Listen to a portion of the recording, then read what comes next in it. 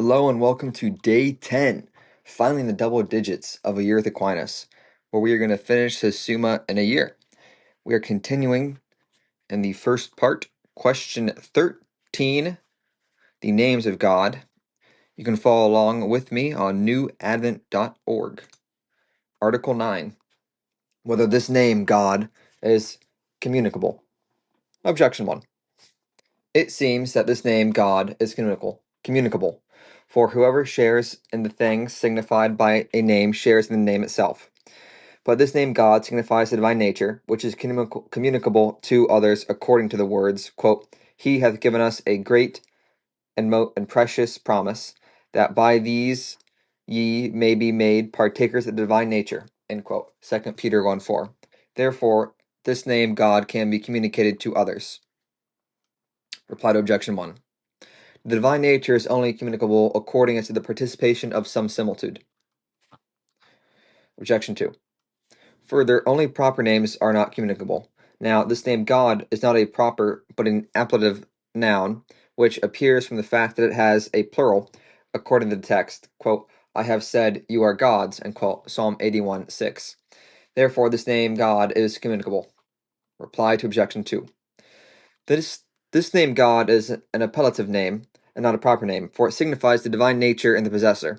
Although God himself, in reality, is neither universal nor particular, for names do not follow upon the mode of the being in things, but upon the mode of the being as it is in our mind. And yet it is incommunicable according to the truth of the thing, as was said above concerning the name Son.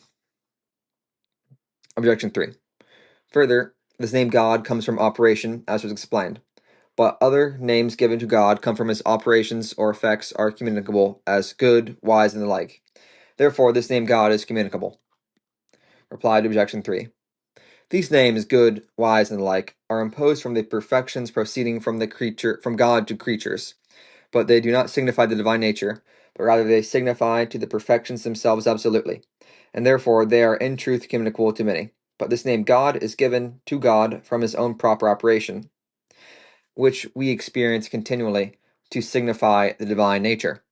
On the contrary, it is written, they gave the incommunicable name to wood and stones, end quote. Wisdom 14:21. In reference to the divine name. Therefore, this name, God, is incommunicable. I answer that. A name is communicable in two ways, properly and by similitude. It is properly communicable in a sense that its whole signification can be given to many. By similitude, it is communicable according to some part of the signification of the name. For instance, this name lion is properly communicable to all things of the same nature as lion. By similitude, it is communicable to those who participate in the nature of lion, as for instance by courage or strength, and those thus who participate are called lions metaphorically. To know, however, what names are properly communicable, we must consider that every form existing in the singular subject, by which is individualized, is common to many either in reality or in idea, as human nature is common to many in reality and in idea, whereas the nature of the sun is not common to many in reality, but only in idea. For the nature of the sun can be understood as existing in many subjects. And the reason is because the mind understands the nature of the various species by abstraction from the singular. Hence, to be in one singular subject, or many outside the idea of the nature of Hence, to be in one singular subject or many is outside the idea of nature of the species. Given the idea of species, it can be understood as existing in many. But the singular, from that fact that it is singular, is divided off from all others. Hence, every name imposed to signify any singular thing is incommunicable both in reality and idea. For the plurality of this individual thing cannot be, nor can it be conceived, an idea. Hence, no name can signify the individual thing and is properly communicable to many, but only by way of similitude. As, for instance, a person can be called Achilles, metaphorically, for so as much as he possesses the properties of Achilles, such as strength. On the other hand, forms which are individualized not by any supposition, but by and of themselves, as being subsisting forms, if understood as they are in themselves, could not be communicable, either in reality or idea, but only perhaps by way of similitude, as was said of individuals. For as much as we are able to understand simple self-subsisting forms as they really are, we understand them as compound things having form and matter. Therefore, as was said in the first article, we give them concrete names signifying things having form and matter. Therefore, as was said in the first article, we give concrete names signifying a nature existing in some suppositum. Hence, so far concerns images, the same rule applies. The same rule applies to the names we give hence the same rule so far as concerned images applies to names we impose to signify the nature of compound things, as to names given to us to signify simple subsisting natures. Since this name God is given to signify the divine nature as stated above, and since the divine nature cannot be multiplied as shown above, it follows that this name God is incommunicable in reality, but communicable in opinion. Just in the same way, this name Son would be communicable according to the opinion of those who say that there are many sons.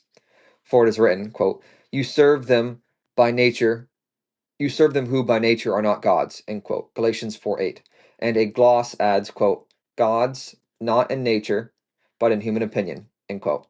Nevertheless, this name God is communicable, not in its whole signification, but in some part of way of similitude, so that those who are called gods, who share in the divinity by likeness, according to the text, quote, I have said, you are gods, end quote, Psalm 81:6.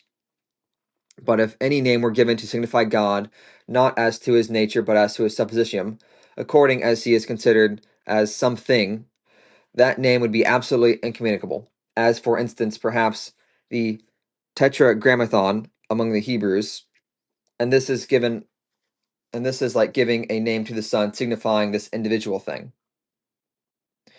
Article 10. Whether this name God is applied to God unevocally by nature, by participation, and according to opinion. It seems that this name God is applied to God unevocally by nature, by participation, and by according to opinion. For where a diverse signification exists, there is no contradiction of affirmation and negation. For equivocation prevents contradiction. But a Catholic who says, quote, an idol is not God, end quote, contradicts a pagan who says, quote, an idol is God, end quote. Therefore, God in both senses is spoken of unequivocally. Reply to objection 1. The multiplication of names does not depend on the predication of the name, but on the signification. For this name man, of whomever is so predicated, whether truly or falsely, is predicated on one sense. But it would be multiplied if by the name man were we meant to signify different things. For instance, if one meant to signify this name man, what man really is, and if another meant to signify by the same name a stone or something else. Hence, it is evident that a Catholic saying that an idol is not God contradicts the pagan asserting that it is God, because each of them uses this name God to signify the true God. For when the pagan says an idol is God, he does not use this name as meaning God in opinion, for he would then speak the truth, as Catholics sometimes also use the name in this sense, as in the Psalm, quote, all the gods of the Gentiles are demons, end quote, Psalm 95:5. The same remark applies to the second and third objections. For these reasons proceed from the different predications of the name, and not from its various significations. And now we'll continue on to the two objections in question. Objection 2. Further, as an idol is God in opinion and not in truth, so the enjoyment of carnal pleasures is called happiness in opinion and not in truth. But this name, beatitude, is applied unevocally to this supposed happiness and also to the true happiness. Therefore, also this name God is applied unevocally to the true God and to God also in opinion. Objection 3. Further, names are called unevocally because they contain one idea. Now, when a Catholic says there is one God, he understands by the name God as an omnipotent being and as one venerated above all, while the heathen understands the same when he says, quote, an idol is God, end quote. Therefore, this name God is applied unevocally to both.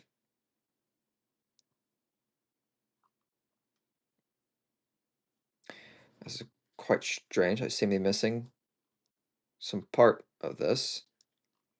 I'll go ahead and read parts. So there's no objection 4 nor 5, but there are replies to both. I'll read them anyways. Reply to objection 4. The term animal applied to a true and pictured animal is not properly equivocal, for the philosopher takes equivocal names in a larger sense, including analogous names, because also being, which is predicated analogically, is sometimes said to be predicated equivocally of different predicaments. Reply to objection 5. Neither a Catholic nor a pagan knows the very nature of God as in itself, but each one knows it according to some idea of causality, or excellence, or emotion. So a pagan can take this name God in the same way when he says an idol is God, as a Catholic does in saying an idol is not God. But if anyone should be quite ignorant of God altogether, he cannot even name him, unless perhaps we use the name meaning which we know not. On the contrary, the idea in the intellect is the likeness of what it is and said. The idea in the intellect is the likeness of what is said in the thing, as it is said in peri herm, but the word animal applied to a true animal and to a picture of one is equivocal. Therefore, this name God applied to the true God and to God in opinion is applied equivocally. Further, no one can signify what he does not know, but a heathen does not know the divine nature. So when he says an idol is God, he does not signify the true deity. On the other hand, a Catholic signifies the true deity when he says that there is one God. Therefore, this name God is not applied univocally but equivocally to the true God and to God regarding opinion. I answer that this name God and the threefold aforesaid significations is taken either univocally or equivocally, but analogically. This is apparent from this reason. Univocal terms mean absolutely the same thing, but equivocal terms absolutely different. Whereas in analogical terms, a word is taken in one signification must be placed in the definition of the same word taken in another sense. As for instance, being, which is applied to substance, is placed in the definition as being applied to accident, and healthy is applied to animals and placed in the definition of healthy as applied to urine and medicine. For urine is a sign of health, and animal and medicine is the cause of health. The same applies to the first question at issue, for this name God, as signified the true God, includes the idea of God when it is used to denote God in opinion or participation. For when we name anyone God by participation, we understand that the name of God some likeness of the true God. Likewise, when we call an idol God, by this name God we understand and signify something which men think God is. Thus it is manifest that the name has different meanings, but that one of them is compromised in other significations. Hence it is manifestly said analogically. Article 11. Whether the name He Who is the most proper name of God. Objection 1. It seems that this name, He Who is not the most proper name of God. For this name God is an incommunicable name, but the name He Who is not an incommunicable name. Therefore, this name He Who is not the most proper name of God. Reply to objection 1. This name He Who is the name of God more properly than this name God, as it regards its source, namely essence, as regards the mode of signification and of consignification, as said above. But as regards the object intended by this name God is said more proper, and it is imposed to signify the divine nature, and it is still more proper that the tetragrammaton imposed to signify the substance of God itself, incommunicable, and if one may speak, singular. Objection 2. Further, Dionysius says that, quote, the name of good excellency manifests all the processions of God, end quote, but it especially belongs to God to be the universal principle of all things. Therefore, this name good is supremely proper to God, and not the name He Who is. Reply to objection 2. This name good is the principal name of God insofar as he is a cause, but not absolutely. For existence, considered absolutely, comes before the idea of cause. Objection 3. Further, Every divine name seems to imply relation to creatures, for God is known to us through creatures. But this name, He who is, imports no relation to creature. Therefore, this name, He who is not most applicable to God. Reply to objection 3. It is not necessary that all divine names should import relation to creatures, but it suffices that they should be imposed from some perfections flowing from God to creatures. Among these, the first is essence, which comes from the name He who is. On the contrary, it is written that when Moses asked, quote, "If they should say to me, 'What is his name?' what name should I say to them?" The Lord answered him, "Thus shalt thou say to them, 'He who is hath sent me to you.'" End quote.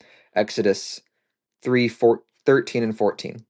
Therefore, this name, He who is most properly belongs to God. I answer that this name, He who is most properly applied to God for 3 reasons. First, because of its signification, for it does not signify form, but simple existence itself. And hence, since the existence of God is his essence itself, which can be said of no other, it is clear that among other names, this one especially denominates God, for everything is denominated by its form. Secondly, on account of its universality, for all the names are either less universal, or if convertible with it, add something above it, at least an idea. Hence, in a certain way, they inform and determine it. Now, our intellect cannot know the essence of God itself in this life, as in itself, but whatever mode it applies in determining what is understood, what it understands about God, it falls short of the mode of what God is in himself. Therefore, the less determinate the names are, and the more universal and absolute they are, the more properly they are applied to God. Hence, as Damascene says, that, quote, "He who is the principle of all names applied to God, for comprehending all in itself. It contains the essence itself as an infinite and an indeterminate sea of substance." End quote. Now, by any other name, some mode of substance is determined, whereas this name, He who is, determines no mode of being, but is indeterminate to all, and therefore it denominates the infinite ocean of substance.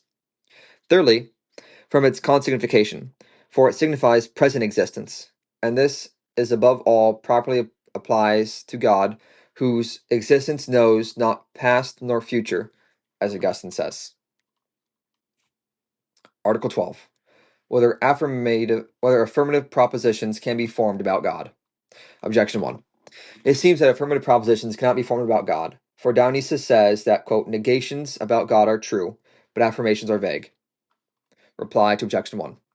Dionysius says that affirmations about God are vague, or according to other translation, incongruous, inasmuch as no name can be applied to God according to the mode of its signification. Objection 2. Further, Boethius says that, quote, "A simple form cannot be a subject," end quote. But God is the most absolutely simple form, as was shown. Therefore, he cannot be a subject, but everything about which an affirmative proposition is made is taken as a subject. Therefore, an affirmative proposition cannot be formed about God. Reply to objection 2.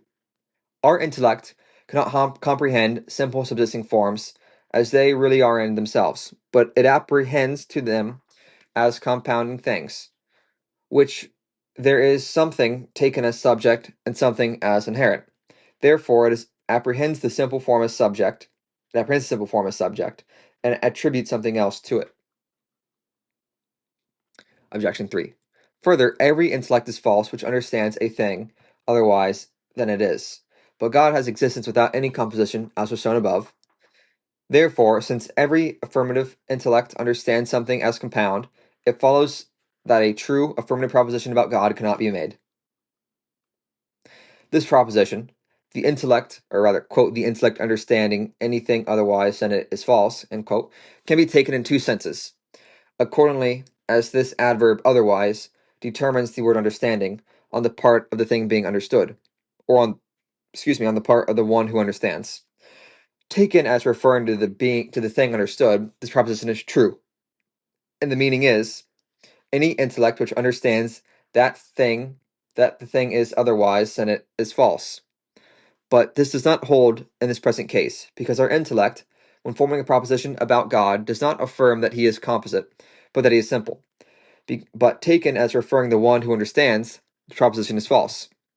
For the mode of the intellect is in understanding is different from the mode of the thing in essence itself, in the essence. Since it is clear that our intellect understands material things below itself in an immaterial manner, not that it understands them to be immaterial things, but this manner of understanding is immaterial. Likewise, when it understands simple things above itself, it understands them according to its own mode, which is in a composite manner, yet not so as to understand them to be composite things, and thus our intellect is not false in forming compositions and its ideas concerning God. And that is the end of question 13. Question 14. God's knowledge. Article 1. Whether there is any knowledge, sensia. Objection 1. It seems that in God there is not knowledge, for knowledge is a habit, and a habit does not belong to God, since since it is the mean between potentiality and act. Therefore, knowledge is not in God. Reply to objection 1. Because perfections flow from God to creatures exist in a higher state in God himself, whenever a name taken from any created perfection is attributed to God, it must be separated in its signification from anything that belongs to the imperfect mode proper to creatures. Hence, knowledge is not a quality of God nor a habit, but a substance and a pure act. Objection 2. Further, since science is about conclusions, it is a kind of knowledge caused by something else, which is the knowledge of principles. But nothing is caused in God, therefore science is not in God. Reply to objection 2. Whatever is divided and multiplied in creatures exists in God simply and unitedly. It was said in question 13, article 4. Now, a man has different kinds of knowledge according to the different objects of his knowledge. He has intelligence as regards the knowledge of principles. He has science as regards the knowledge of conclusions. He has wisdom according to he knows the highest cause. He has counsel or prudence according as he knows what to be done. But God knows all these by one simple act of knowledge, as will be shown in Article 7. I don't know when this quote from Article 4 above cuts off, so I'm assuming it already has. Hence, the simple knowledge of God can be named by all these names. In such a way, however, there must be removed from each of them, so far as they enter into the divine predication, everything that savors of imperfection, and everything that express perfection is to be retained in them. Hence it is said, quote, with them is wisdom and strength, he hath counsel and understanding. End quote. Job 12:13. Objection 3. Further, all knowledge is universal or particular, but in God there is no universal or particular. Therefore, in God there is not knowledge. Reply to objection 3. Knowledge is according to the first mode of the one who knows, for the thing known is in the knower according to the mode of the knower. Now, since the mode of the divine essence is higher than that of the creatures, divine knowledge does not exist in God after the mode of created knowledge, so as to be universal or particular or habitual or potential or existing according to any such mode. On the contrary, the apostle says, quote, "Oh, the depth of the riches of the knowledge of rather, oh, the depth of the riches of the wisdom and the knowledge of God," end quote. Romans 11:33. I answer that in God there exists the most perfect knowledge. To prove this, we must note that intelligent beings are distinguished from non-intelligent beings, and the latter possesses only their form, whereas intelligent being is naturally adapt to having also the form of some other thing. For the idea of the thing known is in the knower. Hence, it is manifest that the nature of a non-intelligent being is more contract and limited, whereas the nature of an intelligent being has a greater amplitude and extension. Therefore, as the philosopher says, that, quote, the soul is in a sense all things, end quote. Now, the contradiction of form comes from the matter. Hence, as we have said above, forms, according as they are more immaterial, approach more nearly to a kind of infinity. Therefore, it is clear that the immateriality of a thing is the reason why it is cognitive, and according to the mode of immateriality, it is the mode of knowledge. Hence, as it is said in De Anima, that plants do not know because they are not wholly material. but sense is cognitive because it can receive images free from matter, and the intellect is further cognitive because it is more separated from matter and unmixed, as is said in De Anima. Since therefore God is in the highest degree of immateriality, as stated above, it follows that he occupies the highest place in knowledge. Article 2. Whether God understands himself. Objection 1. It seems that God does not understand himself. For it is said by the philosopher, quote, every knower who knows his own essence returns completely to his own essence, end quote. But God does not go out from his own essence, nor is he moved at all. Thus he cannot return to his own essence. Therefore he does not know his own essence. Reply to objection 1. Returning to its own essence means only that a thing exists in itself. Inasmuch as forms perfect the matter by giving essence, it is in a certain way diffused in it, and it returns to itself inasmuch as it has existence in itself. Therefore, those cognitive faculties which are not subsisting, but are the acts of organs, do not know themselves, as in the cases of each of these senses, whereas those cognitive faculties which are subsisting know themselves. Hence it is said in De Caucus that, quote, whoever knows his own essence returns to it, end quote. Now, it supremely belongs to God to be self-subsisting. Hence, according to this mode of speaking, he supremely returns to his own essence and knows himself. Objection 2. Further, to understand is a kind of passion and movement, as the philosopher says. And knowledge is also a kind of assimilation to the object known. And the thing known is the perfection of the knower. But nothing is moved or suffers or is made perfect by itself. Nor, as Hilary says, quote, is a thing its own likeness, end quote. Therefore, God does not understand himself. Reply to objection 2. Movement and passion are taken equivocally, according as to understand is described as a kind of movement or passion, as is said in De Anima. For to understand is not a movement that is an act of something imperfect passing from one to another, but it is an act existing in the agent itself of something perfect. Likewise, the intellect is perfected by the intelligible object, i.e., is assimilated to it. This belongs to an intellect, which is some things in potentiality. Because the fact of its being is in a state of potentiality makes it differ from the intelligible object and assimilates it thereto through this intelligible species, which is the likeness of the thing understood, and makes it to be perfected thereby as potentiality is perfected by act. On the other hand, the divine intellect, which is in no way in potentiality, is not perfected by the intelligible object, nor is it assimilated thereto, but it is its own perfection and its own intelligible object. Objection 3. Further, we are like to God chiefly in our intellect, because we are in the image of God, in our mind, as Augustine says. But our intellect understands itself only as it understands other things, as is said in De Anima. Therefore, God understands himself only so far as, perchance, he understands other things. Reply to objection 3. Existence in nature does not primarily belong to matter. Or rather, existence in nature does not belong to primary matter, which is a potentiality, unless it is reduced to an act by a form. Now, our passive intellect has the same relation to intelligible object as primary matter does to natural things. For it is in potentiality as regards intelligible objects, just as primary matter is to natural things.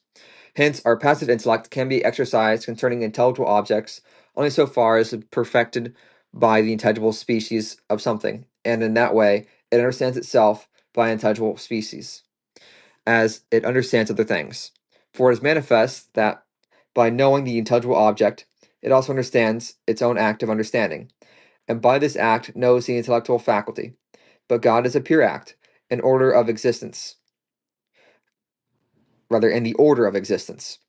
as also in the order of intelligible objects. Therefore, he understands himself through himself. On the contrary, it is written, quote, the things that are of God no man knoweth, but the Spirit of God. End of quote. 1 Corinthians 2:12. I answer that God understands himself through himself. In proof whereof it must be known that although in operations which pass to an external effect, the object of the operation, which is taken as the term, exists outside the operator. Nevertheless, in operations that remain in the operator, the object signified as the term of the operation resides in the operator, and accordingly, as it is in the operator, the operation is actual. Hence, the philosopher says that, quote, in act, the sensible in act is sense in act, and the intelligible in act is intellect in act. For the reason why we actually feel or know a thing is because of our intellect or sense is actually informed by the intelligible or the sensible species. And because of this only, it follows that sense or intellect is distinct from the sensible or the intellectual object, since both are in potentiality.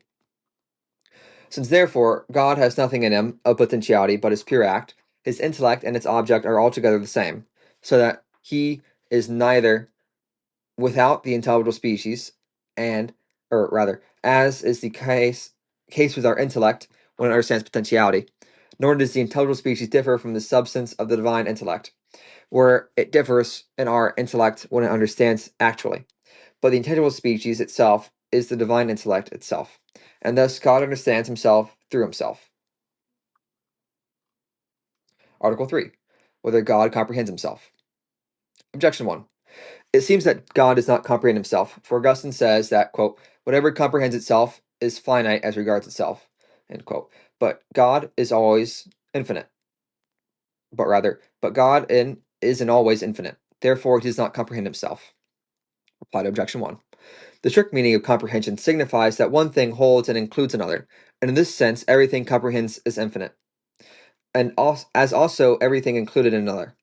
But God is said not to be comprehended by himself in this sense, as if his intellect were a faculty apart from itself, and as if he held himself, rather as if it held and included himself. For these modes of speaking are to be taken by of negation.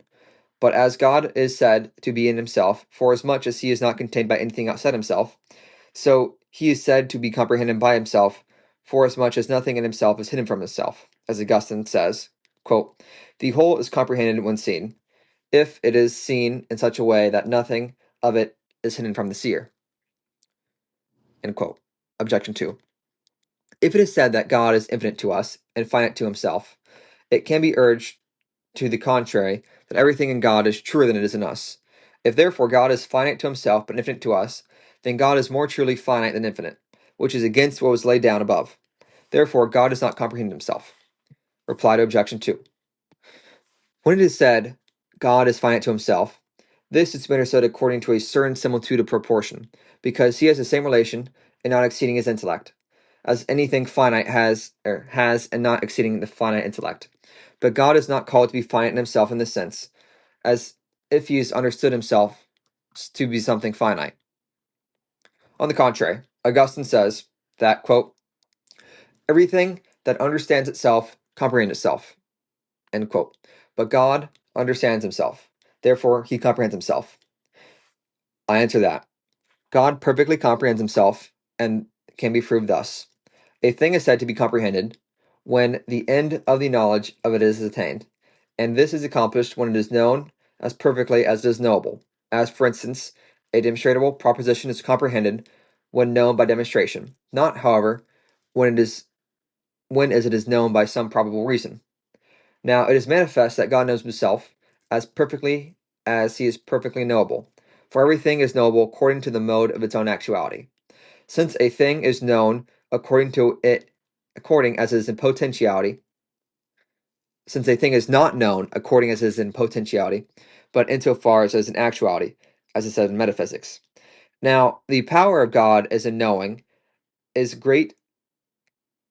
great as his actuality in existing, because it is from the fact that he is in act and free from all matter and potentiality, that God is cognitive, as shown above. Whence it is manifest that he knows himself as much as he is knowable, and for the reason that he perfectly comprehends himself.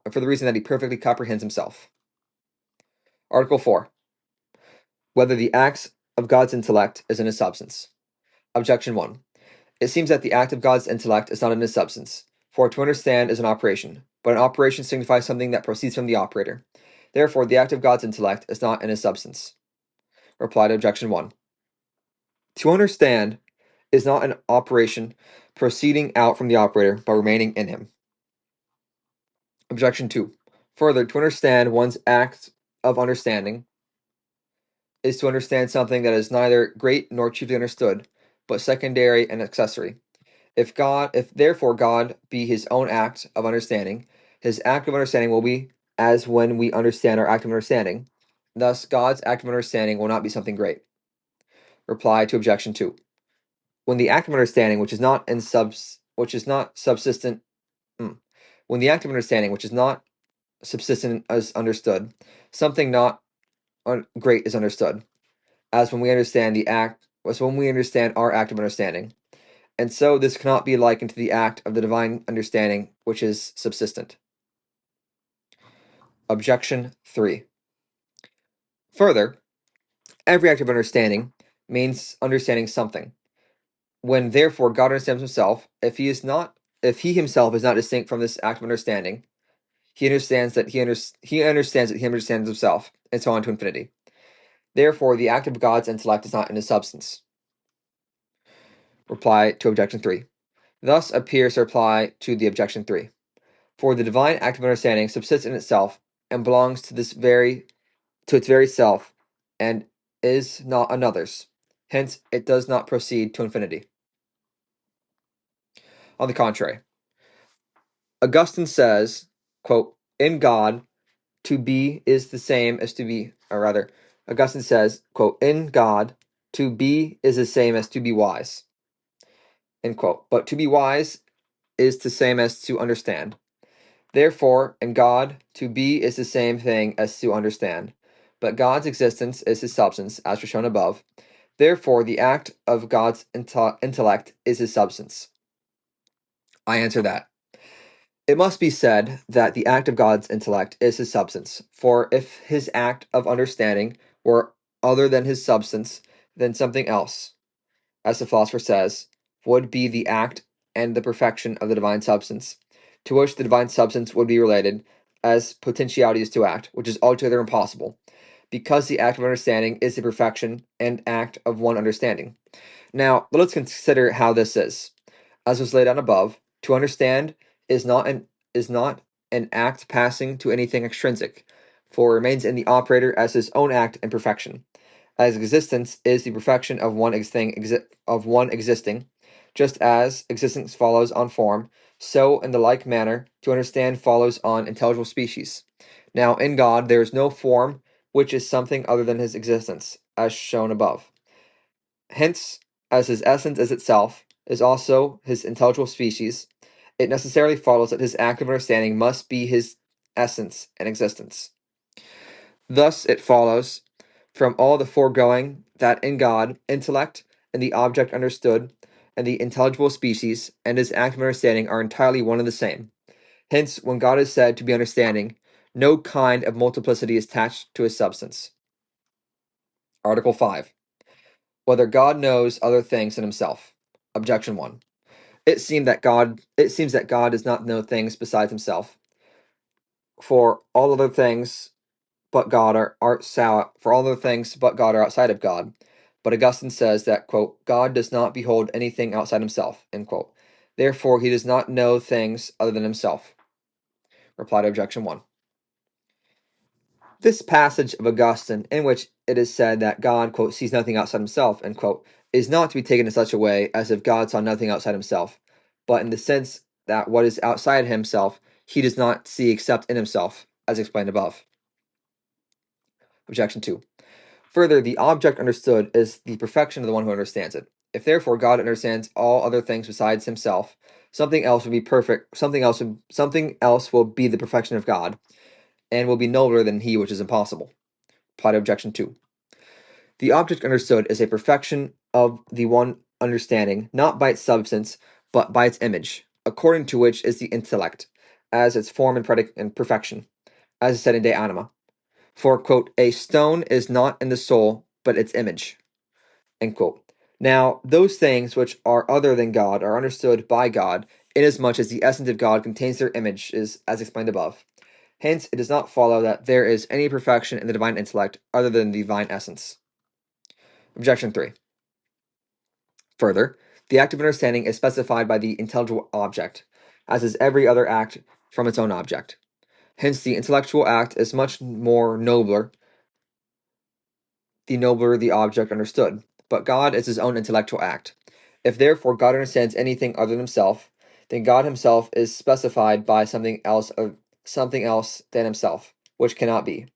Therefore, he does not understand things other than himself. Reply to objection 3. The intellectual act is not specified by what is understood in another, but by the principal object understood in which other things are understood. For the intellectual act is specified by its object, inasmuch as the intellectual act is the principal form of the intellectual operation, since every operation is specified by the form which is its principle of operation, as heating by heat. Hence, the intellectual operation is specified by that intelligible form which makes the intellectual enact. Now, this is the image of the principal thing, understood, which in God is nothing but his own essence, in which all images of things are comprehended. Hence, it does not follow that divine intellectual act, or rather God himself, is specified by anything else than the divine essence itself. On the contrary, it is written, quote, all things are naked and open to his eyes, end quote. Hebrews 4:13. I answer that God necessarily knows things other than himself, for it is manifest that he perfectly understands himself. Otherwise, his existence would not be perfect, since his existence is act of understanding. Now, if anything perfect is known, it follows of necessity that its power is perfectly known. But the power of any thing can be perfectly known by only knowing to what its power extends. Since, therefore, the divine power extends to other things, by the very fact that it is the first efficient cause of all things, it is clear, as is aforesaid, God must necessarily know things other than himself. And this appears still more plainly if we add that the very existence of the first effective cause, i.e., God, is his own act of understanding. Hence, whatever effect preexists in God, as in the first cause, must be his act of understanding, and all things must be in him according to an intellectual mode, for everything which is in another is in it according to the mode of that which it is in. Now, in order to know how God knows things other than himself, we must consider that a thing is known in two ways, in itself and in another. A thing is known in itself when it is known by proper species adequate to the knowable object, as when the eyes sees a man through the image of a man. A thing is seen in another, though, through the image of that which contains it, as when a part is seen in the whole by the image of the whole, or when a man is seen in the mirror by the image in the mirror, or by any other mode by which a thing is seen in another. So we say that when God sees himself in himself, because he sees himself through his essence, and he sees other things not in themselves but in himself, inasmuch as his essence contains the similitude of other things than himself. Okay, that's where we're going to leave it for today, and we will continue tomorrow on Article 6, whether God knows other things than himself by proper knowledge. I thank you for making it this far, and if you did find this spiritually nurturing, I hope that you would share it with someone else that you think it would likewise do the same for. Have a great day, and God bless you.